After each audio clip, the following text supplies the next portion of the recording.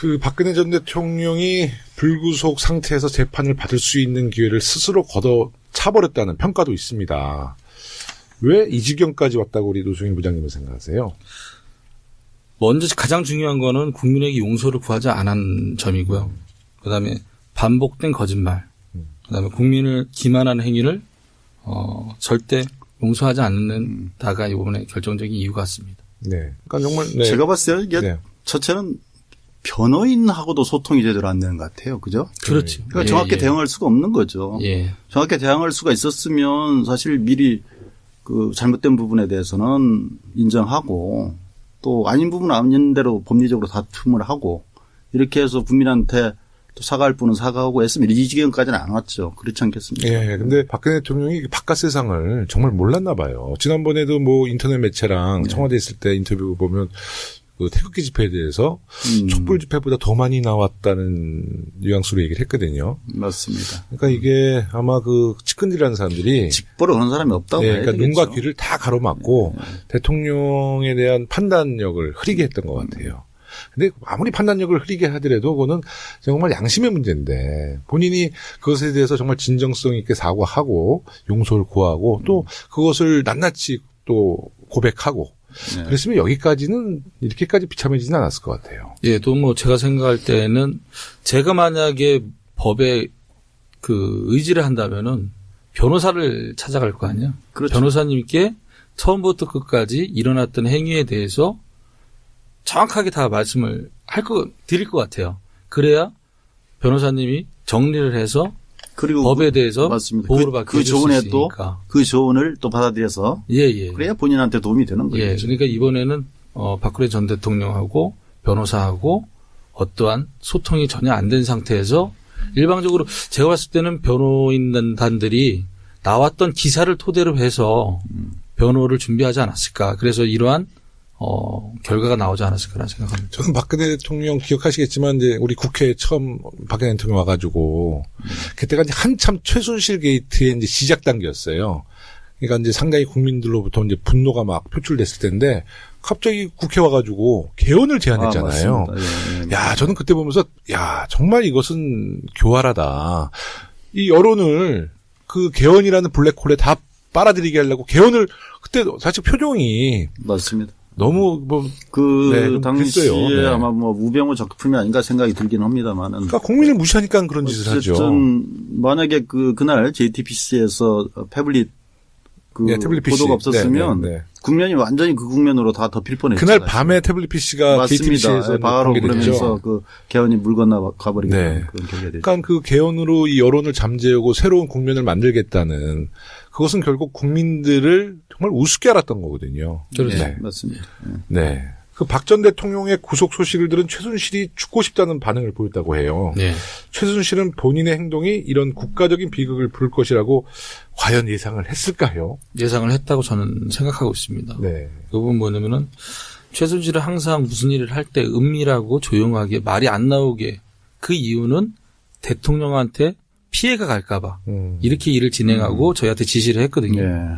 그러고 이제 저하고 마지막 통화 2016년 그 10월 27일 그 녹취록에 들어보면은 누가 이 정권을 망가뜨리려 한다고 생각한다. 네. 이런 부분이 있거든요. 그래요? 충분히 인지를 하고 있다고 저는 생각하고 있습니다. 그럼 최순실 인지를 때. 하고도 그런 일을 했다는 얘기입니까? 그렇죠. 예. 최순실 씨를 제일 마지막에 본 게 언제세요?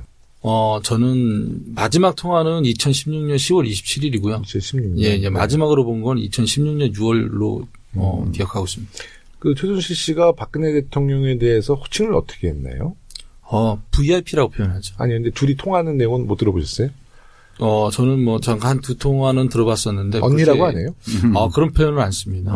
네. 그냥 네 이렇게 표현하죠. 개인적으로 쓰면 언니 했을 것 같아. 그랬겠죠. 그래서 저는 사실 그 최순실 씨가 독일에 있을 때 갑자기 이제 귀국했잖아요. 네. 그때 저는 그냥 많은 우리 당원들에게 그냥 농담으로 아마 지금 박근혜 대통령이 청와대에서 최순실에게 전화해서 빨리 들어와라. 그러면 언니 무서워요. 그러면 이제 박근혜가 야, 나 그래도 직권하고 있을 때 들어와야지. 너 정권 바뀌면 너 죽어. 이런 농담을 했는데 나중에 밝혀진 게 뭐 대포폰으로 몇백 통화했다는 거 아니에요. 그렇죠. 네. 뇌물죄에 대한 이제 혐의에 대해 자신이 사익을 추구하지 않았다는 주장을 박근혜 대통령이 계속하고 있어요. 네. 이와 관련해서 이제 노승일 부장님께서 미르 K디단은 박 전 대통령이 퇴임을 위한 것이다라는 말씀을 하셨는데요. 네. 그건 어떤 근거에서 말씀하신 거예요? 그 부분은 이제 그 작년 청문회 때 하태경 의원님이 질문하셨고, 네. 그다음에 헌법재판소에서도 이번에 증인으로 출석해서 재판에서 네. 과정에서 이제 질문이 들어왔었는데 그때는 명쾌하게 답을 못 드렸어요. 네. 왜 그러냐면 이 부분은 최순실한테 제가 들은 내용이잖아요. 네네. 들은 내용이니까 어떠한 자료나 증거가 없단 말이죠. 네네. 제가 이렇게 들은 내용을 얘기해서 뒷받침할 부분이 전혀 없었던 네네. 거예요. 네. 그래서 그 부분은 사담이었다 이렇게 얘기를 했었는데 네. 2016년 6월 달에 그 마지막으로 본 게 이제 최순실을 그때 봤다고 말씀드렸잖아요. 네. 그때 이제 최순실하고 이제 저하고 이제 그 한 두 명이 더 있었는데 네. 선술집에서 이제 술을 마시고 이제 헤어지는 과정에서 대통령이 퇴임 후에 VIP로 표현하죠. 네. VIP께서 퇴임 후에 재단을 오실 거니까 노 부장이 좀 그렇게 더 직접 신경 써서 얘기했습니까? 일해줬으면 좋겠다 이런 말을 했었죠. 네네. 예. 저희가 봤을 때도 이게 처음에 이름이 이게 심상치가 않잖아요. 네네. 미르 재단. 네. 그러니까 미르가 또 그 용 아닙니까? 네네. 그러니까 용은 또 곧 뭐 왕, 네. 대통령. 네. 그리고 또 그 박근혜 전 대통령이 용띠 아닙니까? 네. 용띠예요? 맞습니다. 네. 그래서 이건 과거에 일회 재단이 처음에 딱 떠오르더라고요. 네. 일해재단. 네, 맞습니다. 네. 그 최순실 씨를 처음 만나서 이렇게 네. 같이 일을 해보시면 네네.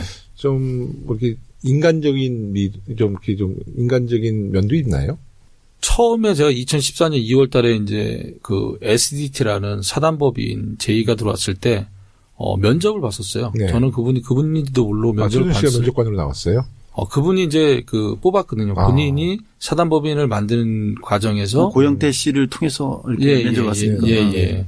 그래서 만났는데 그때는 좋은 말을 해주셨어요. 그러니까 지금 현재 뭐 하냐 그래서 증권회사 다닌다니까는 그러면은 전공하고 무관한 직장을 갖고 있지 않냐. 네. 지금부터는 전공을 살려서 네.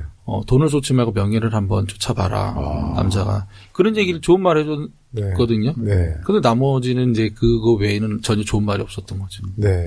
그 명예는 박근혜 대통령과 같이 운명을 같이 해라. 그 이야기네, 사실. 네.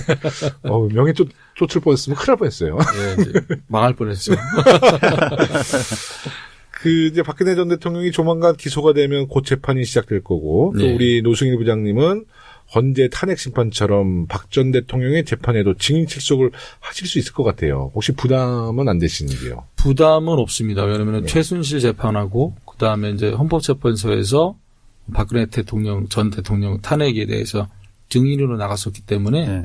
마주보고 또 제가 진술한다는 부분은 부담은 안 돼요. 네. 가서 사실대로 진솔하게 답변할 겁니다. 네. 예. 근데 상대는 항상 이렇게 째려보고 이렇게 레이저 눈빛 쏘고 그러죠? 보니까. 그렇죠. 그러니까 증인석에 앉으면 판사님이랑 저하고 이제 눈이 이제 마주치고요. 네. 예, 오른쪽에 이제 앉게 되는 거죠. 그분들은. 예. 노승일 부장님이 한번 광선 쭉 한번 쏴주세요. 네. 왜 우리가 광선을 받아야 돼? 우리가 광선을 쏴야지. 오늘 이재용 부회장이 이제 재판이 있었어요. 근데 이 전 부회장이 박근혜 최순실 관계를 몰랐다고 진술했다고 합니다. 그 독일에서 삼성과 계약할 때 상황을 좀 잘 상기시켜서 한번 얘기해 주실 수 있으세요? 정말 이재용 부회장이 박근혜 최순실 사이를 몰랐을까요? 모른다는 거는 제가 생각할 땐 거짓말인 것 같고요. 네네. 당연히 모를 수는 없죠. 네. 국민들 대부분 다 아실 거예요. 삼성의 법무팀이면 그러면. 서울지방법원도 만들 수 있고 네. 중앙지검도 만들 수 있고 그러한 정보력을 갖고 있는 데서 삼성에서 최순실을 모른다? 그건 말도 안 되는 얘기고요. 과거에 이재용 부회장도 승마 선수였던 걸로 알고 있어요. 정말요? 예. 알고 있고 그거 모른다는 거에 대해서는 제가 생각할 때는 거짓말일 가능성이 가장 크다라고 말씀드리고 싶고 당시에 독일에서 계약했을 때는 박상진 삼성전자 사장하고 황성수 전무하고 그다음에 법무팀 직원 1명 이렇게 동석을 했었거든요. 그렇다 본다면은 그러한 계약을 하는데 이재용한테 보고를 안 한다. 그다음에 자세하게 보고를 안 한다. 그거는 삼성이 그 전에 미래전략실을 갖고 있었잖아요. 네네. 그런 거를 비춰봤을 때 모른다는 진짜 말도 안 돼요. 그렇죠. 인력도 네. 아니고 뭐 몇백억이 왔다 갔다 하는데 네. 모를 수가 없는 거죠. 그렇죠. 특히 뭐 대통령의 측근인데 그걸 뭐 보고를 안 할 리가 없죠. 또 삼성의 정보력도 대단하거든요. 그렇죠. 거기도 정보 보고를 계속 올리거든요. 맞습니다. 네네. 그 박 전 대통령과 최순실의 관계. 네. 그러니까 그 박 전 대통령에 대해 최순실의 영향이 굉장히 컸죠. 그걸 그렇죠. 직감하셨어요? 그거를 2014년 2월 달에는 그걸 직감을 그렇게 큰지는 직감을 못했어요. 네. 단순히 아는 사이 그리고 도움을 좀 받는 사이 이렇게 알았었고 최근에 와서 이제 생각했던 거는 그 부분이죠. 그 JTBC 네. 기사에서 나왔던 최순실이 잘하는 건 대통령 연설문 네. 고치는 거다. 그럼 연설문이라는 걸 자세히 생각하면 대통령이 어디 가서 연설을 한다. 그거는 국정 과제고 국가 정책이잖아요. 네네. 그러면 정책을 수정한 사람이 만든 거잖아요. 네. 그러면 최순실의 파워는 막강했다. 그리고 최순실이 수정한 그 연설문을 갖고 대통령이 연설했다. 그러면 누가 대통령이냐? 네. 이렇게 또 생각할 수 있는 거죠. 예. 그러면은 지금 소위 얘기하는 박근혜는 꼭두각시였고 실질적인 대통령은 최순실 아니었냐? 네. 이 부분이 네. 맞을 수도 있다라는 생각이 드는 거죠. 네네. 네. 그 예컨대 뭐 무슨 민원 청탁했는데 잘 안 되면 전화하면 최순실에게 얘기하면 바로 또 된다면서요. 그렇죠. 이제 어떻게 됐냐 보고를 하면 이렇게 됐다. 또 제가 이제 보고를 하잖아요. 네. 그럼 바로 이제 어디에 전화하고 또 예, BH 바로 해결되고. 그 최순실을 BH라고 항상 표현했어요. 네. 예, 네. BH 쪽에 연락을 해서 네. 하면은 그 다음 날 바로 이제 처리가 되는 거죠. 뭐 안정범 수석이 절절멜 정도면 그게 다 대통령하고 바로 직접적 관계가 있는 거죠. 약간 최순실 씨가 좀 성깔도 있죠. 그렇죠. 네. 예. 다혈질입니다. 예. 한번 좀 예를 들어서 어떤 일이 좀 있었어요. 예. 네, 좀 일화가 있나요? 욱해가지고 막 폭언을 한다든지. 그 부분은 폭언 같은 경우에는 당시에 이제 제가 이제 WK 사무실에서 회의를 했을 때 네. 저희가 회의를 하다가 잠깐 나가 있었단 말이죠. 근데 오 교수님하고 통화를 했나 봐요. 네. 네, 지금 추측을 하면은 그게 이화여대가 아닐까. 그런데 엄청난 소리를 지르고 네. 해볼 테면 해봐라. 법으로 해라. 내가 누군지 아냐. 이렇게 얘기를 했었거든요. 그런 일화가 좀 그 찾아가서도 증언에 하면 네. 찾아가서도 말하자면 정유라 담당 교수에게 네. 폭언을 했다고 그러죠. 그래서 네. 담당 교수가 못하겠다. 네. 그래서 이렇게 담당 교수를 바꿨다고 그러죠. 네. 그러면 이제 이제 국정농단의 진실이 이제 세상에 알려지고. 예. 딱 보시니까 어때니까 내가 생각했던 정도였어요? 아니면 정말 이게 다 이렇게 전말이 다 공개되면서 예. 정말 내가 생각했던 최순실은 내 생각보다 더 큰 영향력을 행사했구나. 어떤 쪽이셨어요? 예, 맞습니다. 더 큰 영향력을 행사했던 거죠. 제가 지금 현재 검찰이 밝힌 거는 네. 조그만 점에 불과한 것밖에 안 되는 것 같아요. 야. 예. 그리고 이제 그 점이 큰 불씨가 되고 그 불씨가 이제 활활 타오르면서 여러 개의 저도 몰랐던 부분들이 많이 나왔던 거죠. 네. 개입된 부분들이. 그 미르재단 관련해서 문화계 쪽은 차은택 단장이 주로 역할을 많이 했잖아요. 그렇죠. 그러면 이 스포츠 쪽은 우리 노 부장님이 주로 많이 핸들링을 하셨나요? 당시에? 스포츠 쪽은 최순실이 직접 핸들링을 거의 했죠. 본인이 직접 했나요? 예. 근데 저는 하여튼 최순실 씨 최근에 엄청난 보도를 보면서도 저 역시도 이게 빙산의 일각이다. 그럴 것 같아요. 왜냐하면 사실 그 당시 검찰이 제대로 수사를 안 했잖아요. 특검은 너무 짧은 시간을 조사했고. 그렇죠. 그래서 측면이 있죠. 저희가 이제 새로운 정부가 들어서도 여기서 온종주의를 우리가 보여줄 것이 아니라 정말 이 국정농단은 정말 끝까지 추적을 해서 모든 그 사실을 다 밝혀내야 될 것 같아요. 그렇죠. 지금 현재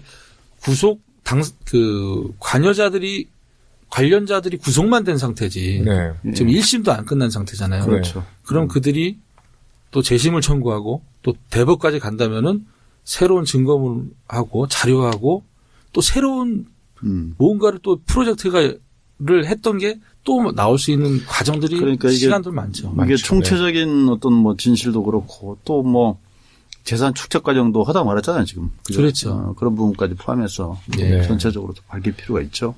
예, 우리 그 노승일 부장님은 이제 최순실에게 처음 해고를 당하시고 1년 넘게 지난 후에 다시 일을 돕게 되시는데요. 네네. 이때 이제 독일에서 비덱 스포츠의 전신인 코어 스포츠라는 네네. 회사를 만드는데 참여하셨습니다. 네네. 독일에서 하신 일에 대해서 조금 설명해 주시면 좋겠어요. 최순실한테 2015년 8월 초에 네. 제가 생각할 때 한 6일쯤으로 알고 있는데 당시에 저를 만나서 코어 스포츠를 설립을 해야 된다. 근데 네. 가서 변호사 네. 그 독일이니까 네. 독일에서 설립할 수 있는 같이 파트너를 할 수 있는 변호사 네. 그다음에 그 사무실 네. 회사가 있어야 되니까요. 네네. 그 사무실을 알아보라고 네. 해서 그 지시 두 가지를 받고 가거든요. 네. 그래서 이제 코어 스포츠의 설립 과정에서 변호사를 컨택을 했고 그다음 변호사하고 최순실하고 연결을 해줬고 그래요. 그다음에 사무실을 이제 또 알아보고 그 현지에 소개자가 있었죠. 관리하는 재산관리인이라고 얘기하는. 그 부분은 그때는 잘 모릅니까? 저는 몰랐었어요. 아, 예. 그때는 몰랐었어요. 그다음에 이제 그 최순실이 마음에 들어하는 부동산들이 몇 개가 있었어요. 네. 그 부동산을 같이 보러 다니고 예. 거기까지만 이제 예. 하고 나왔었죠. 근데 왜 최순실 씨가 그 주 무대를 독일로 삼은 이유가 있나요? 독일을 해요? 아니요, 저는 독일어도 못하고. 아니요, 최순실 씨. 독일어도 못하시죠. 근데 왜 자기의 과거에 독일에 좀 체류했던 적이 있었던 그렇죠. 것 같아요. 제가 알기로는 최순실 씨가 1982년도에 처음 독일에서 간 걸로 알고 있어요. 네. 그다음에 이제 그 이후에 이제 독일을 왔다 갔다 했었고 거기에서 독일에서 많은 지인들하고 이제 인맥이 형성이 된 과정도 네, 있었고 네. 그래서 다른 나라보다는 독일이란 나라. 그러니까 만약에 삼성하고 코스포츠가 계약을 맺는데 네. 국내에서 만들었다면은 언론에 많이 노출이 될 거 아니에요. 맞습니다. 최순실은 은밀하고 조용하게 말 안 나오게 진행하는 스타일인데 그러면 국내에서 진행을 못 하잖아요. 또 이게 어떻게 보면은 정경유착의 하나의 방법인데 이 방법을 은밀하게 진행할 수 있는 거는 제3국이죠. 네. 근데 독일은 본인들의 지인도 많고 하니까 거기에다가 독일에다가 연고지를 두지 당시에 않았나. 왜 마장이나 말을 그 삼성이 직접 하지 않고 예. 모나미를 통해서 그때 하고 그랬잖아요. 예, 모나미 얘기는 제가 예. 제가 이제 그 독일에서 해고를 당하고 들어온 이후에 이제 이후에 벌어진 일인가요? 이래라 모나미 거는 제가 잘 모르고. 네. 근데 하여튼 유럽의 최순실 씨가 그 페이퍼 컴퍼니를 많이 갖고 있다. 이런 예. 보도도 나온 적이 있거든요. 그러니까 네. 저는 왜 최순실 씨가 주무대를 독일로 삼았는지 그게 왜 늘 궁금했어요. 네. 지난번 한번 노웅래 의원께서 네네. 본회의장에서 네네네. 그 박정희 전 대통령 네. 비자금 네. 스위스 계좌 얘기를 했는데 네. 혹시 그것과 연계돼서 공동재산관리인으로서 그런 건 아닐까요? 그런 것도 사실 충분히 설득력이 있는 네. 의심이 들죠. 네. 합리적 의심이 들고. 근데 또 보니까 그 최순실 씨가 82년도에 독일을 갔다 그러는데 그 최근에 전두환 대통령 뭐죠? 요새 책 하나 냈잖아요. 회고록. 예. 거기 보면 그때 최태민 씨는 또 양구 쪽으로 보냈다고 그래요? 군부대로 네, 양구 21사단. 네. 펀치 보냈는데. 아버지는 강원도로 보내고 딸은 독일을 보냈나. 하여튼 좀 그거는 좀 이해가 안 되는 거고요. 우리 노 부장님은 이제 그 코어 스포츠라는 회사에 참여하면서 그때부터 최순실에 대한 문제를 좀 의식하고 자료를 그때부터 좀 모으기 시작하셨죠. 처음에 자료를 못 모았던 거는 2014년 2월 달에 이제 최순실을 만나서 SDT라는 그 체육 영재 네, SDT. 를 육성할 수 있는 사단법인을 만들려고 했었어요.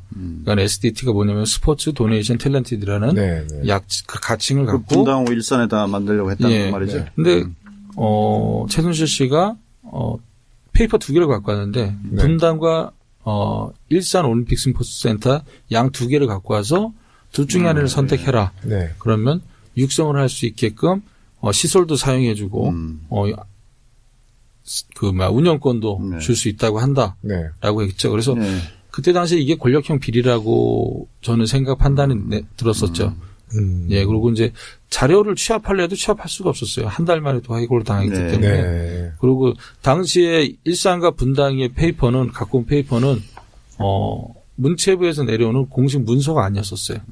그게 그 김종 문체부 전 제2차관에서 온 페이퍼인데, 그래서 그 페이퍼는 어디에다 내놔도 검증을 못 받을 수밖에 없는 페이퍼였어요. 네. 예.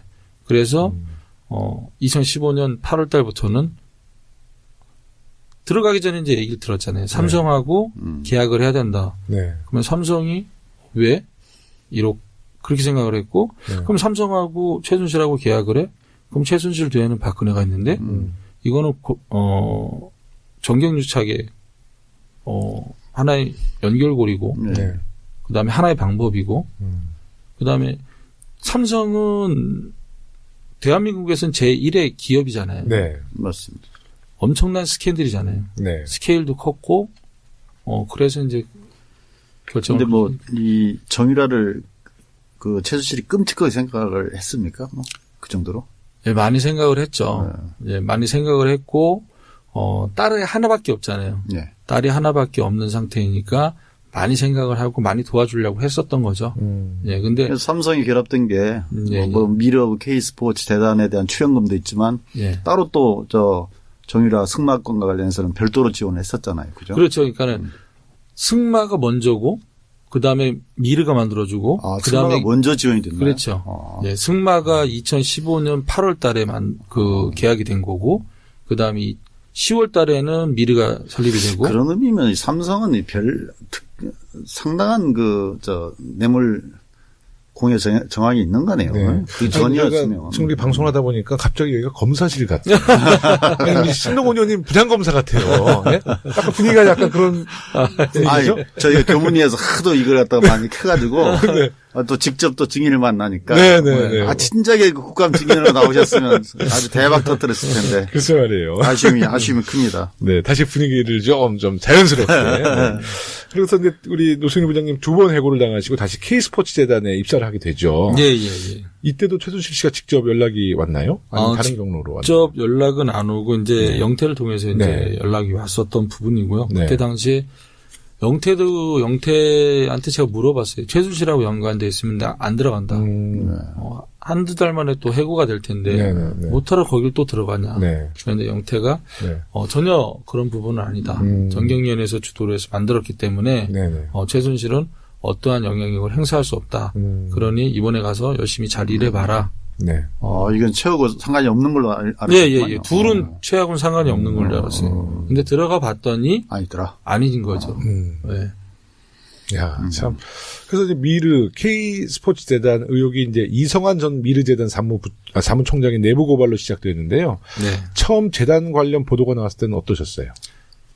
당이라고 생각했어요. 원래 제가 2015년 그 독일에서 해고를 당하고 2015년 12월 달에 제가 한국에 다시 돌아오거든요. 네네. 그때 이 문제를 터뜨리려고 했었던 거였는데 한번 참고 그 다음에 2016년 3월 달에 또 이제 한번 터뜨리려다가 한 번 더 참고 그러다가 미르와 K스포츠가 불거지면서 자연스럽게 검찰에 출두할 수 있는 기회가 생겼었던 거죠. 네, 그래서 저는 조금 더 기회를 보고 또한 언론에서 더 많은 기사가 나오길 바랬었어요. 왜 그러면 민감하고 이러한 큰 문제를 혼자는 저는 감당을 못 하잖아요. 그렇죠. 어느 정도 여론도 있어야 되고 국민들도 공감이 가야 제가 한 목소리를 내고 자료를 내더라도 공감을 해주시니까. 맞습니다. 예, 그렇게 생각해요. 근데 처음에 이제 폭로하시고 이제 뉴스에서 그게 이제 보도가 될 때 그래도 그때는 박근혜 전 대통령이 살아있는 권력이었잖아요. 그렇죠. 그래서 뭐 아까 얘기했던 개헌 제안도 하고 부탁을 했는데 그때는 정말 마음속으로는 조마조마하셨겠어요. 야, 이게 세상에 다시 그냥 공개되지 않고 또 그냥 이 문제가 또 사라지는구나. 뭐 이런 걱정도 많이 하셨겠어요. 그때 이제 가장 고민했던 게 과연 검찰에서 어떻게 받아줄 것이냐. 제가 진실을 얘기하고 증거와 자료를 제출했을 때 검찰이 과연 수사를 할 것인지 말 것인지.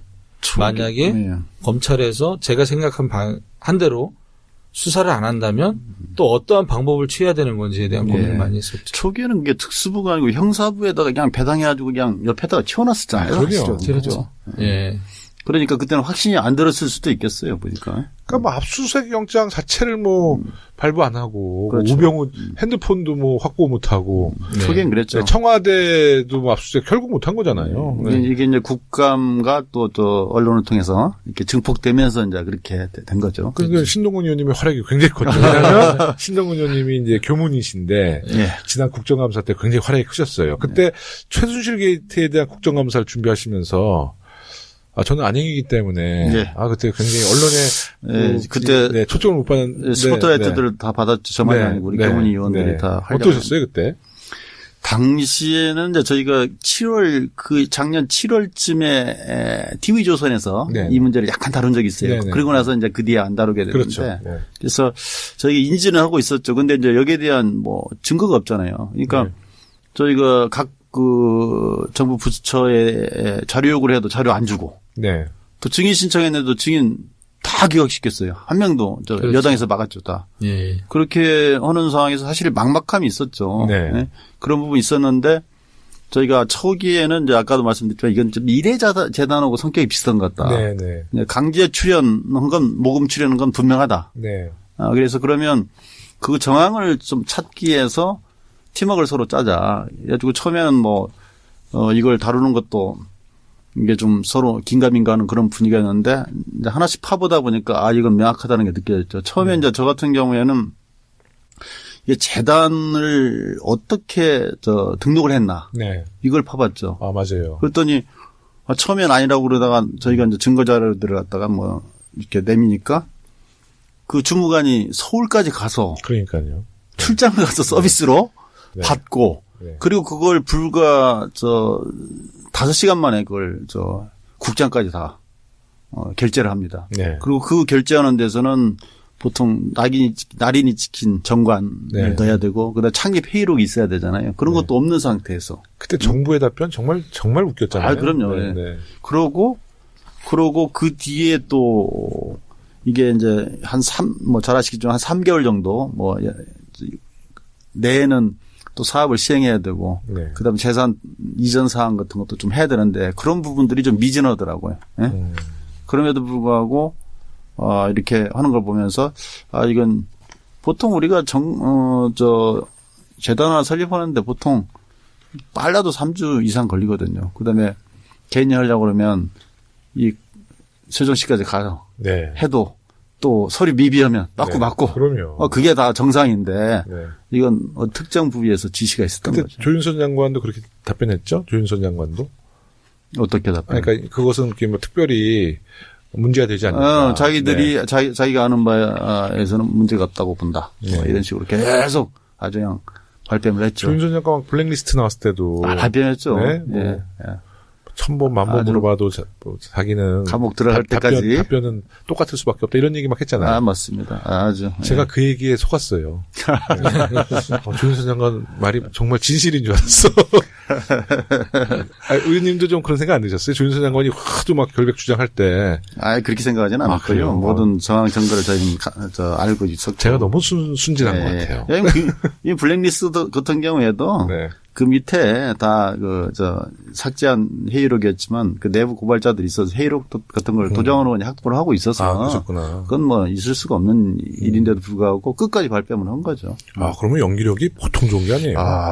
제가 봤을 때는 여자 김기춘이다. 그럴 정도로 올 연말에 대종상 여성 연기자 대상. 네. 저도 거기 그 표정에 완전히 속았고요.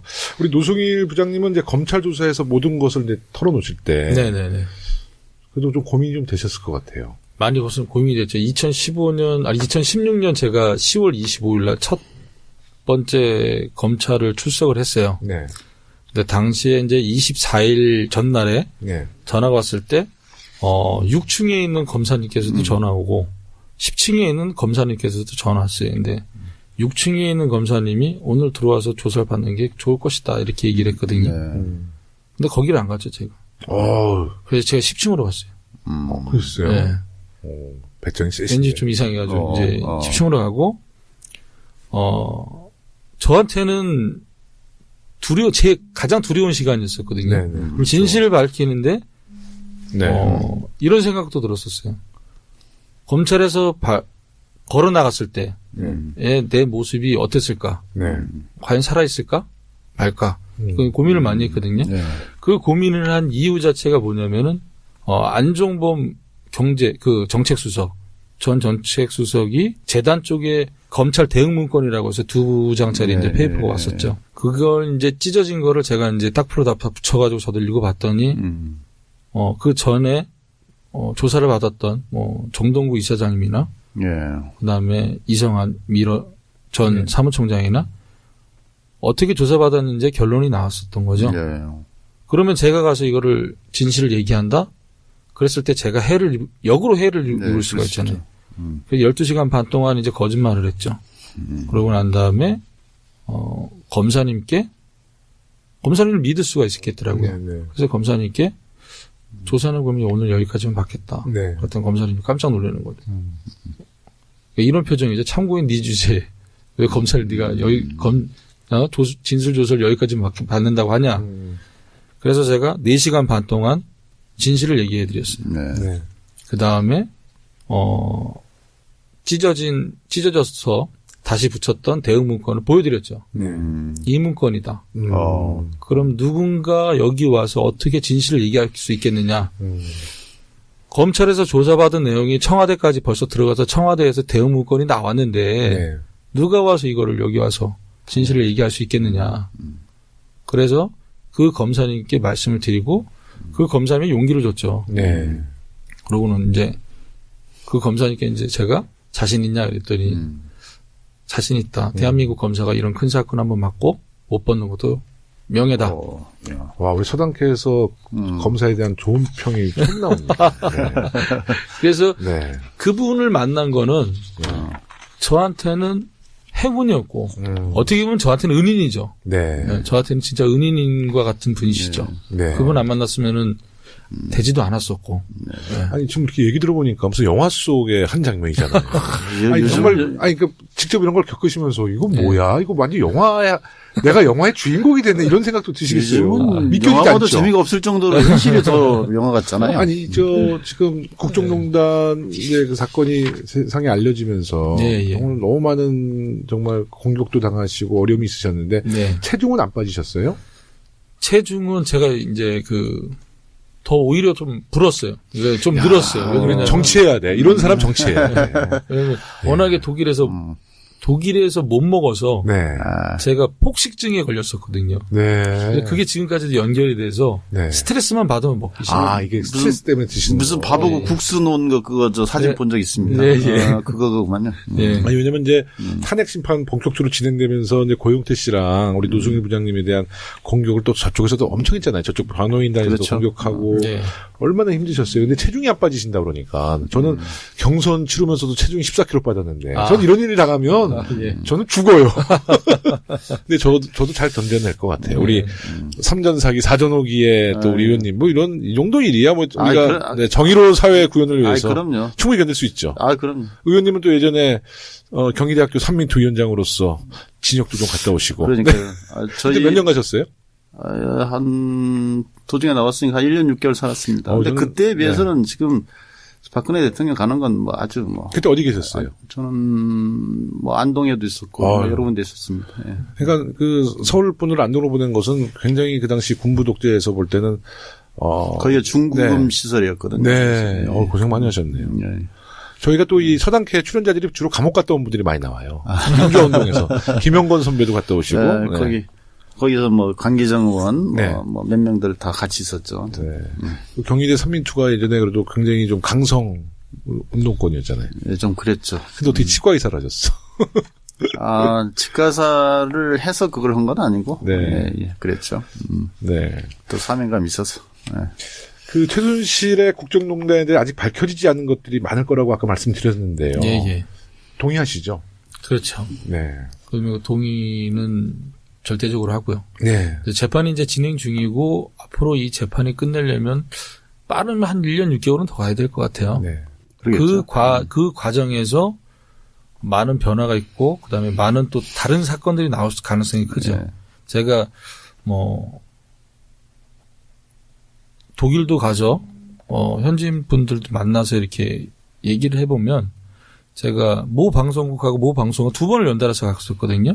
근데 처음에 갔을 때는 말씀들을 잘 안 해주셨어요. 네. 근데 두 번째 갔을 때는 말씀들을 조금 해주시더라고요. 근데 탄핵이 됐고 구속이 된 상황에서는 그쪽에서도 많은 증언들이 나올 수 있을 것 같아요. 네네. 예.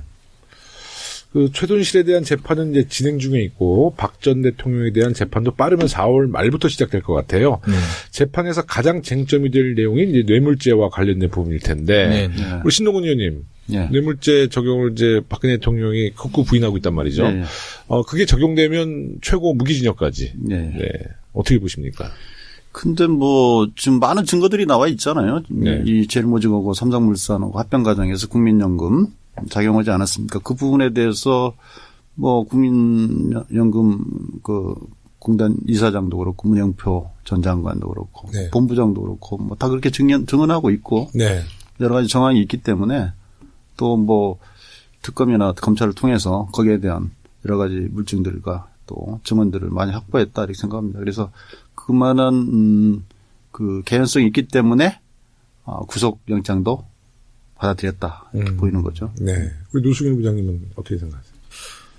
뇌물죄에 저도 이제 그 무게를 가장 많이 두고 있고요. 저는 이제 독일에서 이제 삼성과 계약을 했을 때 이제 당시에도 있었고 거기에서 오고 간 문서나 그다음에 뭐 페이퍼나 이런 부분들을 제가 상당 부분 이제 검찰에 제출한 상태에서 제가 보면 네. 코어와 삼성, 그다음에 코어 스포츠와 삼성과 미르 K스포츠에 대한 후원, 그다음에 CJ를 통한 한국 동계 영재 스포츠 센터에 준 그 부분은 뇌물로 봐야 되는 게 가장 많지 않을까. 그다음에 삼성은 국민들에게 피해를 줬잖아요. 어떤 네. 피해를 줬냐면은 지금 뭐 의원님께서 말씀하셨듯이 국민연금을 통해서 미래에 국민들이 받아야 될 돈을 깎아놨단 말이죠. 예, 그 부분에 대해서는 삼성이 더 나아가서 세계 1위의 기업이 되려면 지금 현재 상태에서 용서를 구하고 신뢰를 바탕으로 해서 경영을 하지 않는다면 삼성은 더 이상의 삼성이 아니다. 그리고 뭐 글로벌 기업이라고 할 수 있는 삼성이 돈을 주면서도 최순실한테 거의 뭐 절절 매는 식으로 네. 갑이 최순실이었잖아요. 그죠? 그렇죠. 그거 예. 느꼈죠. 그 당시에. 그렇죠. 예. 그러니까 그건 뭐 분명히 그게 권력이 무서워서만은 아니다. 삼성이 어딘데 뭔가 이해관계 이득이 있었으니까 그럴 수밖에 없었을 것이다. 네. 그렇죠. 당시에서 계약서를 작성할 때도 최순실이 이건 이렇게 바꿔야 되고 저건 저렇게 바꿔. 이건 이렇게 해야 된다고 하면 그대로 다 바꿔줬거든요. 그렇죠. 네, 맞습니다. 네. 이제 노승일 부장님도 이제 또 정상적인 직장도 이제 구하셔야 될 텐데. 예, 예. 뭐 진행되는 게 있으세요? 정상적인 직장 생활은 박근혜 전 대통령이 이제 구속이 되면서 네. 박근혜 전 대통령에 대한 대법원 판결이 끝난과 동시에 정상적인 직장을 구하려고요. 네. 그 전에는 필요하면 또 검찰에 또 참고인 조사도 가야 되고 재판 과정에서 증인도 나가야 되고 그래야 되기 때문에 정상적으로 어떠한 직장을 구한다는 거는 힘들 것 같아요. 예. 그러면 꽤 긴 시간을 예. 아직 젊으신데 예. 어떻게 살아요 그러면? 뭐 아르바이트를 다른 걸 하든지. 그래서도 이제 이게 네. 공익 제보자들에 대해서는 그러니까요. 뭔가 구조 지원이 있어야 되고요. 그다음에 어쨌든 간에 뭐 이게 사실은 뭐 인생은 스스로 결정하는 거지만 이런 계기가 또 우리 노승일 부장께서 또 이게 공익적 인생을 사는 그런 전환점이 되지 않을까 싶기도 하죠. 제가 뭐 프로필 보니까 그 한국 최대 네. 또 출신에다가 배드민턴 선수셨고요. 네. 그리고 또 총학생 회장 출신. 그렇구만요. 또 우리 선배님이랑은 예. 또 제가 네. 눈이 반짝 뜨이네. 네, 총학생 회장 출신이세요. 네. 지금도 배드민턴 지금도 좀 취미 삼아 치세요? 못한 지가 한 2년 됐어요. 네. 네. 우리 서대문 을구 배드민턴 클럽 많은데 한번 왔어. 우리 지금 굉장히 국민적인 스타시니까 한번 더 배드민턴 경기 한번 해주세요. 예, 좋죠. 근데 네. 동호인 분들보다 제가 못 칠 거예요. 배드민턴이라는 게요. 워낙에 잘 치세요. 구력이 따라서 네. 제가 한 80대 어르신이랑 배드민턴 치다가 허리 완전히 그 마비 증세 와가지고 한 3일 누워 그게 있었어요. 힘만으로 되는 게 아니죠. 그건 구력이더라고요. 평소 또 쓰는 근육이 다를 거고. 80대 할머니가 저를 갖고 노시는데 저쪽에 던지고 저쪽에 툭툭 치시는데 야 배드민턴 정말 쉽지 않은 운동이더라고요. 그리고 동호인분들 중에 선수처럼 치시는 분들도 많아요, 대한민국에. 네. 제가 개인적으로 좀 궁금했는데 그 정윤회 씨는 보신 적 있으세요? 한 번도 뵌 적이 없죠. 네. 네. 최순실 씨도 정윤회 전 남편에 대한 얘기가 없었고요. 예, 언급은 없었죠. 저하고 같이 있을 때도 전혀 언급이 없었어요. 정유라도 자기 아버지에 대한 언급은 있었어요. 그러니까 제가 한번 삼성과 최순실을 중간에 가교 역할을 하는 게 이제 박원호 대한승마배 전 전문이었었는데 그분이 이제 정윤회 씨 얘기를 하더라고요. 매우 가까운 사람이고 나랑 형동생 한다라고 표현을 했었거든요. 그 부분을 제가 정유라한테 물어봤더니 정유라가 그건 아니다. 생물학적인 우리 아빠는 이렇게 표현을 하는 거예요. 그때 이제 정유라 씨에 대한 언급은 정유라가 그렇게 언급했던 것만 그러니까 기억하고 아버지에 있죠. 대한 그리움. 그렇죠. 그게 없는 것 같더라고요. 어렸을 때부터 워낙에 엄마와 아빠가 유명하다 보니까 바쁘셨나 봐요. 네. 많이 못 챙겨주고 해가지고 본인은 부모에 대한 사랑을 못 받고 자란 그런 사람으로 좀 비춰졌죠. 예.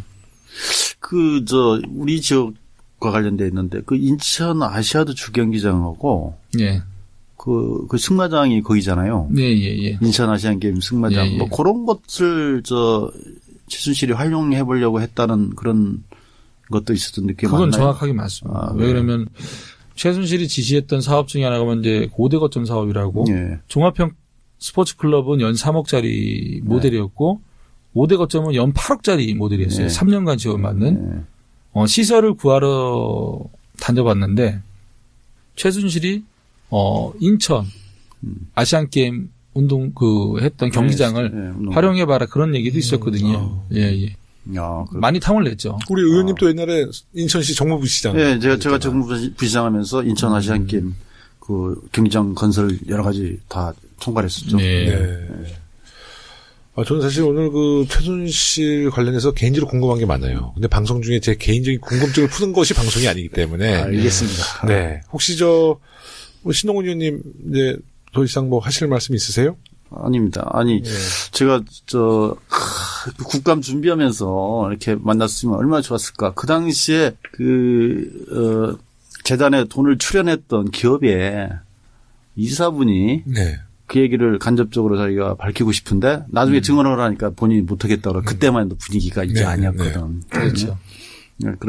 근데 오늘 이렇게 생생하게 경험담을 들으니까 굉장히 또 새롭고. 최순실 게이트 아직 끝나지 않았습니다. 예, 맞습니다. 네, 아까 이제 말씀드린 것처럼 뭐 국방 분야도 뭐 로키드 마틴 설도 있고요. 뭐 여러 가지 저희가 좀 더욱 좀 조사해서 모든 부분을 명명백백하게 이제 공개해야 될 것 같아요. 다시 이런 역사가 반복되지 않으려면 박 전 대통령에 대한 엄정한 법 집행이 가장 우선적으로 이루어져야겠죠. 어떤 권력자라도 법 위에 존재할 수 없다는 것을 각인시키는 기회가 됐으면 좋겠습니다. 우리 노승일 부장님, 박 전 대통령의 구속과 관련돼서 못하신 말씀 있으시면 한 말씀 해주시죠. 그러니까 변명과 거짓말보다는 국민들에게 진심으로 사실을 밝히고 용서를 구하는 게 대한민국 전 대통령으로서의 자세지 않을까 이렇게 생각합니다. 네. 최순실 전 사장에 대해서도 그분도 마찬가지로 지금이라도 참여하고 국민들에게 용서를 구하는 게 낫지 않을까 생각하고요. 국민들은 지금 현재 많이 성숙해 있잖아요. 대한민국 국민들은. 용서를 구하면 용서를 해줄 수 있는 국민들이 많이 성숙되어 있기 때문에 지금이라도 빨리 용서를 구하는 게 낫지 않을까 생각합니다.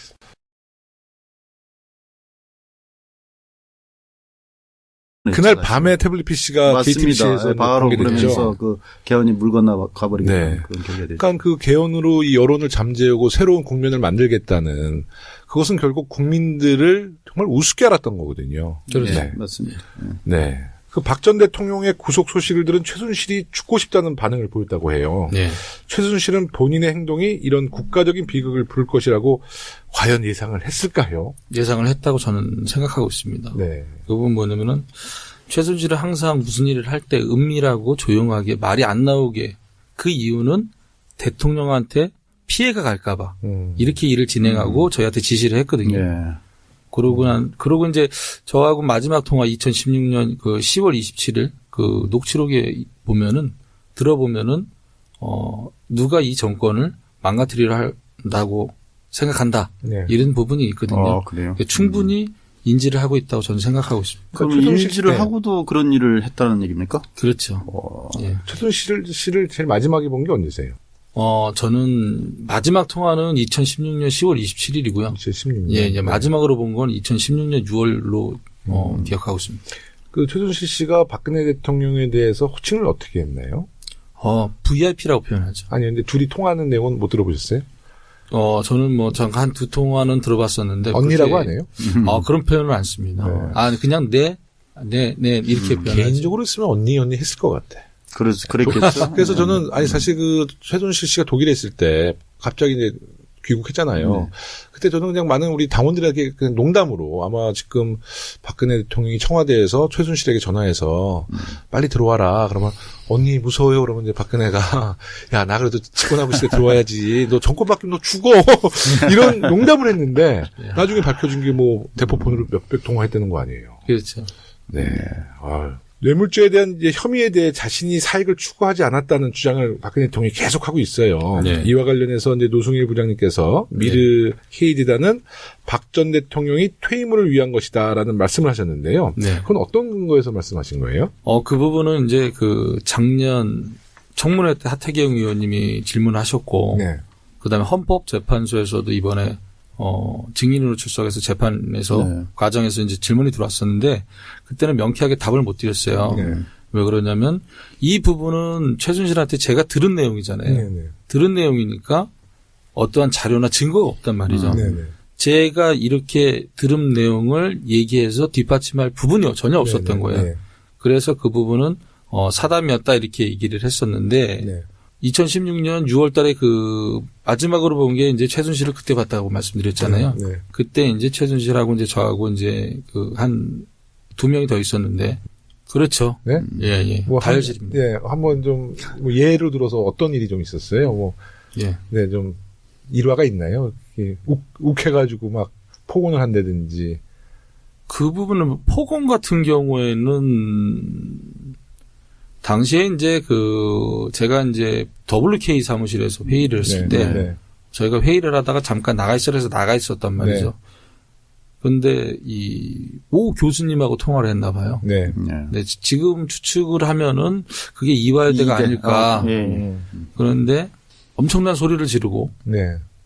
해볼 테면 해봐라. 법으로 해라. 내가 누군지 아냐. 이렇게 얘기를 했었거든요. 그런 일화가 좀 그 찾아가서도 그 증언에 하면 네. 찾아가서도 그 말하자면 정유라 담당 교수에게 네. 폭언을 했다고 그러죠. 그래서 네. 담당 교수가 못하겠다. 네. 그래서 그렇게 담당 교수를 바꿨다고 그러죠. 네. 그러면 이제 이제 국정농단의 진실이 이제 세상에 알려지고. 예. 딱 보시니까 어때요? 그러니까 내가 생각했던 정도였어요? 아니면 정말 이게 다 이렇게 전말이 다, 공개되면서, 야, 예. 정말 내가 생각했던 최순실은 내 생각보다 더 큰 영향력을 행사했구나. 어떤 쪽이셨어요? 예, 맞습니다. 더 큰 영향력을 행사했던 거죠. 제가 지금 현재 검찰이 밝힌 거는 네. 조그만 점에 불과한 것밖에 안 되는 것 같아요. 야. 예. 그리고 이제 그 점이 큰 불씨가 되고 그 불씨가 이제 활활 타오르면서 여러 개의 저도 몰랐던 부분들이 많이 나왔던 거죠. 예. 개입된 부분들이. 그 미르재단 관련해서 문화계 쪽은 차은택 단장이 주로 역할을 많이 했잖아요. 그렇죠. 그러면 이 스포츠 쪽은 우리 노 부장님이 주로 많이 핸들링을 하셨나요? 당시에? 스포츠 쪽은 최순실이 직접 핸들링을 거의 했죠. 본인이 직접 했나요? 예, 예. 근데 저는 하여튼 최순실 씨 최근에 엄청난 보도를 보면서도 저 역시도 이게 빙산의 일각이다. 그럴 것 같아요. 왜냐하면 사실 그 당시 검찰이 제대로 수사를 안 했잖아요. 특검은 너무 짧은 시간을 조사했고. 그렇죠. 그래서 측면이 있죠. 저희가 이제 새로운 정부가 들어서도 여기서 온종주의를 우리가 보여줄 것이 아니라 정말 이 국정농단은 정말 끝까지 추적을 해서 모든 그 사실을 다 밝혀내야 될 것 같아요. 그렇죠. 지금 현재 관련자들이 구속만 된 상태지. 네. 지금 1심도 안 끝난 상태잖아요. 그렇죠. 그럼 그들이 또 재심을 청구하고 또 대법까지 간다면은 새로운 증거물하고 자료하고 또 새로운 뭔가를 또 프로젝트를 했던 게 또 나올 수 있는 과정들이 그러니까 이게 시간들 많죠. 이게 총체적인 어떤 뭐 진실도 그렇고 또 뭐 재산 축적 과정도 하다 말았잖아요 지금. 그죠? 그렇죠. 그런 부분까지 포함해서. 제가 생각할 땐 거짓말인 것 같고요. 네네. 당연히 모를 수는 없죠. 네. 뭐 국민들 대부분도 아실 거예요. 삼성의 법무팀이면 그러면. 서울지방법원도 만들 수 있고 네. 중앙지검도 만들 수 네. 있고 그러한 정보력을 갖고 있는 데서 삼성에서 최순실을 모른다? 그건 말도 안 되는 얘기고요. 뭐 과거에 이재용 부회장도 승마 선수였던 걸로 알고 있어요. 정말요? 예. 알고 있고 뭐 그거 모른다는 거에 대해서는 제가 생각할 때는 거짓말일 가능성이 가장 크다라고 말씀드리고 싶고 당시에 그 독일에서 계약했을 때는 박상진 삼성전자 사장하고 네. 황성수 그 전무하고 그다음에 법무팀 네. 직원 1명 이렇게 동석을 했었거든요. 그렇다 본다면은 그러한 계약을 하는데 이재용한테 보고를 안 한다. 그다음에 자세하게 보고를 안 한다. 그거는 삼성이 그전에 미래전략실을 갖고 있었잖아요. 네네. 그런 거를 비춰봤을 때 모른다는 진짜 말도 안 돼요. 그렇죠. 인력도 네. 아니고 뭐 몇백억이 왔다 갔다 하는데 네. 모를 수가 없는 거죠. 그렇죠. 특히 뭐 대통령의 측근인데 그걸 뭐 보고를 안 할 리가 없죠. 또 삼성의 정보력도 대단하거든요. 그렇죠. 거기도 정보 보고를 계속 올리거든요. 맞습니다. 네네. 그 박 전 대통령과 최순실의 관계. 네. 그러니까 그 박 전 대통령에 대해 최순실의 영향이 굉장히 컸죠. 그걸 그렇죠. 직감하셨어요? 그거를 2014년 2월 달에는 그걸 직감을 그렇게 큰지는 직감을 못했어요. 네. 단순히 아는 사이 그리고 도움을 좀 받는 사이 이렇게 알았었고 최근에 와서 이제 생각했던 거는 그 부분이죠. 그 JTBC 네. 기사에서 나왔던 최순실이 잘하는 건 대통령 연설문 네. 고치는 거다. 그럼 연설문이라는 걸 자세히 생각하면 대통령이 어디 가서 연설을 한다. 그거는 국정 과제고 국가 정책이잖아요. 네네. 그러면 정책을 수정한 사람이 만든 거잖아요. 네. 그러면 최순실의 파워는 막강했다. 그리고 최순실이 수정한 그 연설문을 갖고 대통령이 연설했다? 그러면 누가 대통령이냐? 네. 이렇게 또 생각할 수 있는 거죠. 예. 그러면은 지금 소위 말 얘기하는 박근혜는 꼭두각시였고 실질적인 대통령은 최순실 아니었냐? 네. 이 부분이 네. 맞을 수도 있다라는 생각이 드는 거죠. 네네. 네. 그 예컨대 뭐 무슨 민원 청탁했는데 잘 안 되면 전화 오면 최순실에게 얘기하면 바로 또 된다면서요. 그렇죠. 이제 뭐 어떻게 됐냐 보고를 하면 이렇게 됐다. 또 제가 이제 보고를 하잖아요. 네. 그럼 바로 이제 어디에 전화하고 또 BH 바로 해결되고. 그 최순실을 BH라고 항상 표현했어요. 네. 예, BH 쪽에 연락을 해서 네. 하면은 뭐 그 다음 날 바로 이제 처리가 되는 거죠. 그럼 뭐 안정범 수석이 절절맬 정도면 뭐 그게 다 대통령하고 바로 직접적 관계가 있는 거죠. 그러니까 최순실 씨가 좀 성깔도 있죠. 그 박근혜 전 대통령이 불구속 상태에서 재판을 받을 수 있는 기회를 스스로 걷어 차버렸다는 평가도 있습니다. 왜 이 지경까지 왔다고 우리 노승일 부장님은 생각하세요? 먼저 가장 중요한 거는 국민에게 용서를 구하지 않은 점이고요. 그다음에 반복된 거짓말. 그다음에 국민을 기만하는 행위를 절대 용서하지 않는다가 이번에 결정적인 이유 같습니다. 네. 그러니까 정말 네. 제가 봤을 때 이게 네. 첫째는 변호인하고도 소통이 제대로 안 되는 것 같아요. 그죠? 그렇죠. 그러니까 정확히 대응할 수가 없는 거죠. 예. 정확히 대응할 수가 있었으면 사실 미리 그 잘못된 부분에 대해서는 인정하고 또 아닌 부분은 아닌 대로 법리적으로 다툼을 하고 이렇게 해서 국민한테 또 사과할 분은 사과하고 했으면 이 지경까지는 안 왔죠. 그렇지 않겠습니까? 예, 근데 박근혜 대통령이 바깥 세상을 정말 몰랐나 봐요. 지난번에도 뭐 인터넷 매체랑 청와대 있을 때 인터뷰 보면 그 태극기 집회에 대해서 촛불 집회보다 더 많이 나왔다는 뉘앙스로 얘기를 했거든요. 맞습니다. 그러니까 이게 아마 그 측근들이라는 사람들이 직보를 하는 사람이 없다고 네, 봐야 그러니까 되겠죠. 눈과 귀를 다 가로막고 대통령에 대한 판단력을 흐리게 했던 것 같아요. 근데 아무리 판단력을 흐리게 하더라도 그거는 정말 양심의 문제인데 본인이 그것에 대해서 정말 진정성 있게 사과하고 용서를 구하고 또 그것을 낱낱이 또 고백하고 네. 그랬으면 여기까지는 이렇게까지 비참해지진 않았을 것 같아요. 예, 또 뭐 제가 생각할 때는 제가 만약에 법에 그 의지를 한다면은 변호사를 찾아갈 거 아니야. 그렇죠. 변호사님께 처음부터 끝까지 일어났던 행위에 대해서 정확하게 다 말씀을 드릴 것 같아요. 그래야 변호사님이 정리를 해서 그리고 법에 대해서 맞습니다. 보호를 받게 그 해줄 수 조언에 있으니까. 그 조언을 또 받아들여서 예. 그래야 본인한테 도움이 되는 거죠. 예. 그러니까 이번에는 박근혜 전 대통령하고 변호사하고 어떠한 소통이 전혀 안 된 상태에서 일방적으로 제가 봤을 때는 변호인단들이 나왔던 기사를 토대로 해서 변호를 준비하지 않았을까. 그래서 이러한 결과가 나오지 않았을까라는 생각합니다. 저는 박근혜 대통령 기억하시겠지만 이제 우리 국회에 처음 박근혜 대통령 와가지고 그때가 이제 한참 최순실 게이트의 이제 시작 단계였어요. 그러니까 이제 상당히 국민들로부터 이제 분노가 막 표출됐을 텐데 갑자기 국회 와가지고 개헌을 제안했잖아요. 예. 야, 저는 그때 보면서 야, 정말 이것은 교활하다.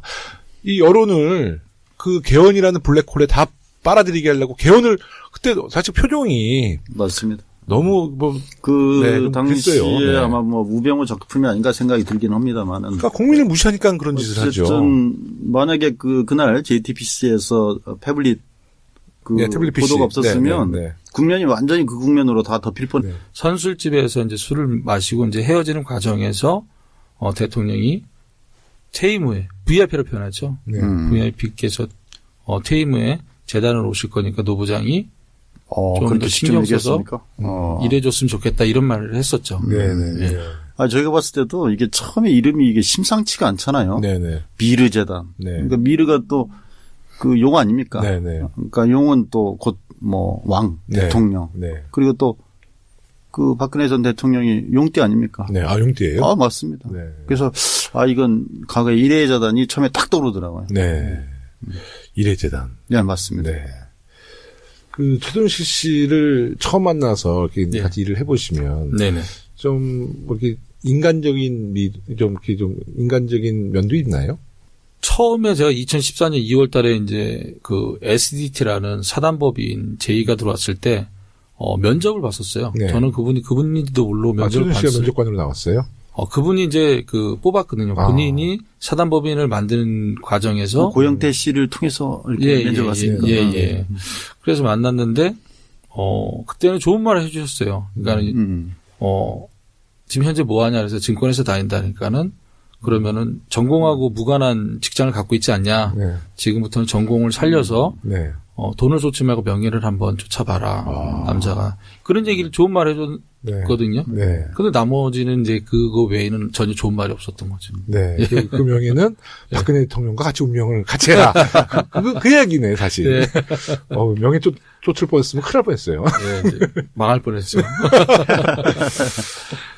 이제 박근혜 전 대통령이 조만간 기소가 되면 곧 재판이 시작될 거고, 또 네. 우리 노승일 부장님은 헌재 탄핵 심판처럼 박 전 대통령의 재판에도 증인 출석을 하실 수 있을 것 같아요. 혹시 부담은 안 되시는지요? 부담은 없습니다. 왜냐하면 최순실 재판하고 그 다음에 이제 헌법재판소에서 박근혜 전 대통령 탄핵에 대해서 증인으로 나갔었기 때문에 마주보고 또 제가 진술한다는 부분은 부담은 안 돼요. 네. 가서 사실대로 진솔하게 답변할 겁니다. 네. 예. 근데 상대는 항상 이렇게 째려보고 이렇게 레이저 눈빛 쏘고 그러죠? 보니까. 그렇죠. 그러니까 증인석에 앉으면 판사님이랑 저하고 이제 눈이 이제 마주치고요. 네. 예, 오른쪽에 이제 앉게 되는 거죠. 그분들은. 예.